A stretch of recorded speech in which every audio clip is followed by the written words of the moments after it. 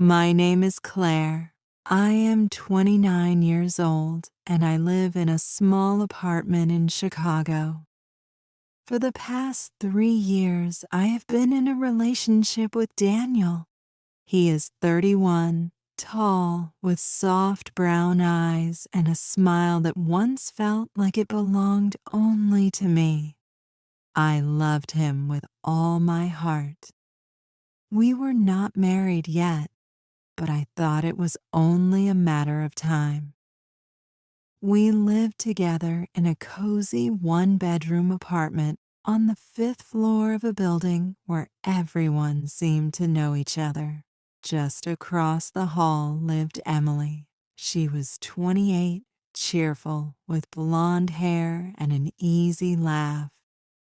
She had been my neighbor for almost 2 years, and slowly she became one of my closest friends.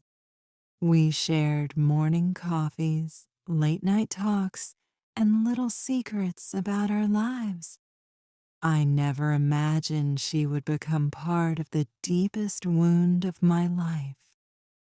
At first, everything with Daniel felt perfect. He made me laugh. He held me when I cried, and he told me I was the only woman he wanted. But over the past few months, things began to change. He came home late, saying work was keeping him busy. He kept his phone close to him all the time, even in the bathroom.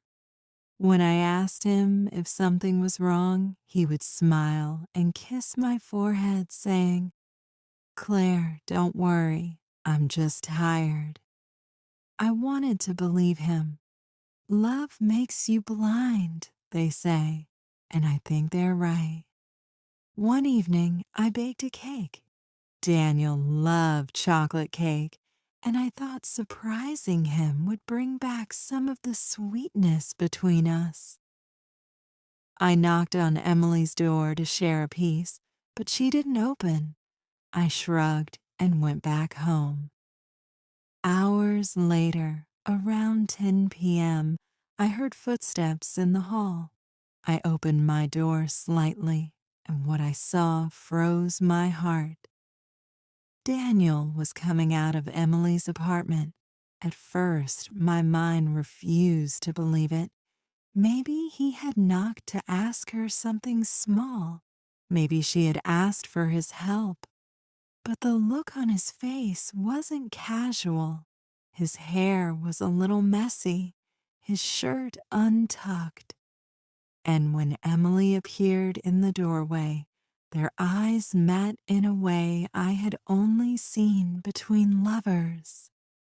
I shut the door before they could see me. My hands were shaking.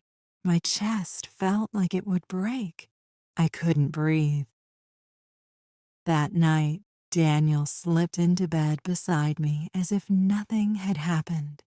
He kissed my shoulder and whispered, "Good night, love." I wanted to scream, to push him away, to ask him why. But I stayed silent. I lay there with tears in my eyes, realizing the man I trusted, the man I loved, had betrayed me in the worst possible way. With the friend I trusted most, the next few days were torture. I watched them carefully.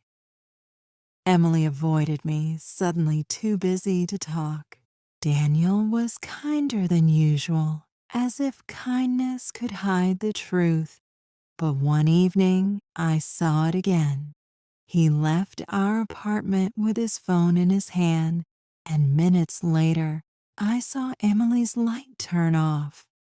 My heart already knew.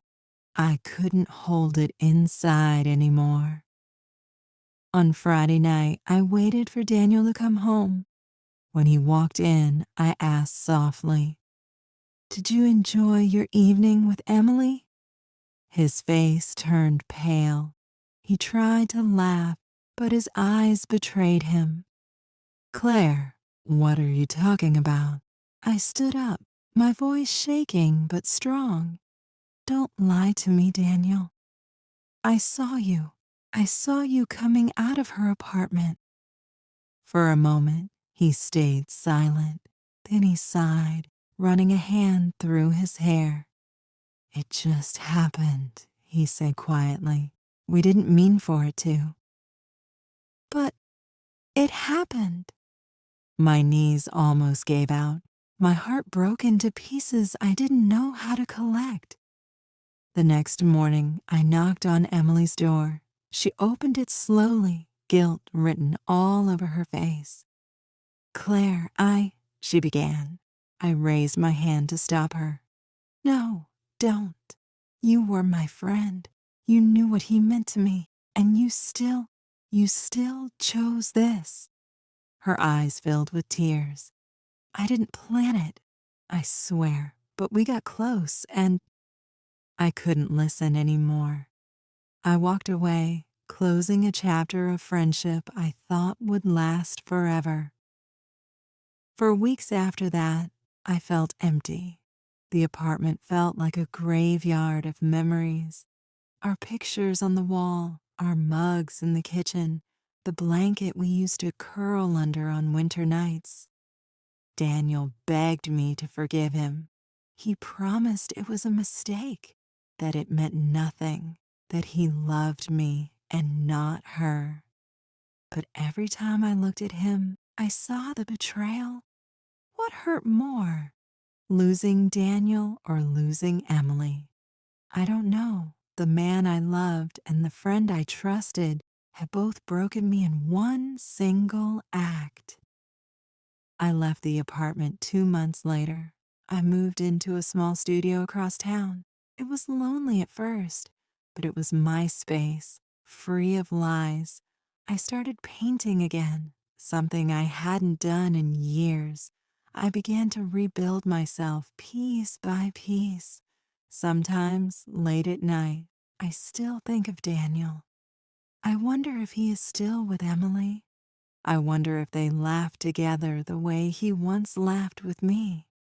I wonder if she thinks of me, the friend she betrayed. But I remind myself of this.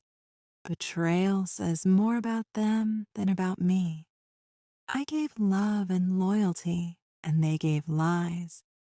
That doesn't make me weak. It makes me stronger for walking away. And maybe one day, when I fall in love again, it will be with someone who knows what loyalty truly means.